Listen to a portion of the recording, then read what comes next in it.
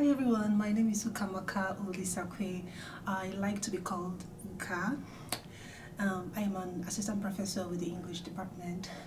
So this fall I will be teaching a class in the honors program called Plated Culture, Food as Identity, Memory and Resistance in Literature and Film.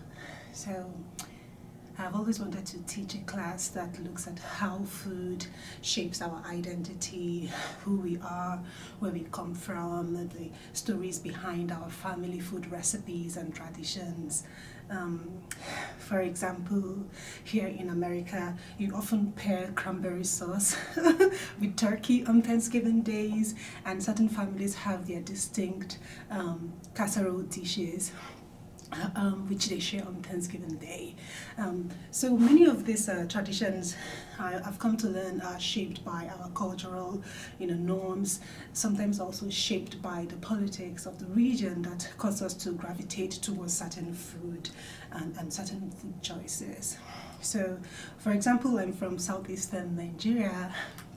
I'm Igbo, it's an ethnic group in southeastern Nigeria, and back home we often make soups with a particular kind of dried fish that we call the stockfish. In my native language it's called okporoko.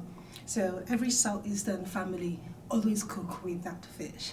So it wasn't until I was a teenager that I learned that the fish is often imported from Scandinavian countries like Sweden and Norway. And then I asked my mom, why does it so?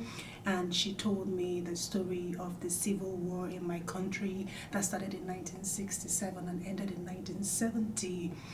She told me that because of the food blockade that caused hunger and severe malnutrition, civil society across the world began to ship food to my part of the country, nutritious food, and one of them was the stockfish, the okporoko from the Scandinavian countries. So this particular fish is so rich in protein that it helped cure one of the illnesses that was common at that time called kwashiorkor. So until this day, the fish, it's not only a source of protein for our delicacy, it's also a remembrance of how we survived the war. So it's a part of our remembrance. So this is one of the things we'll be doing in this class. We'll be talking about our food recipes, food traditions, our community, our histories. We will read stories, we'll watch films that center food as a central theme.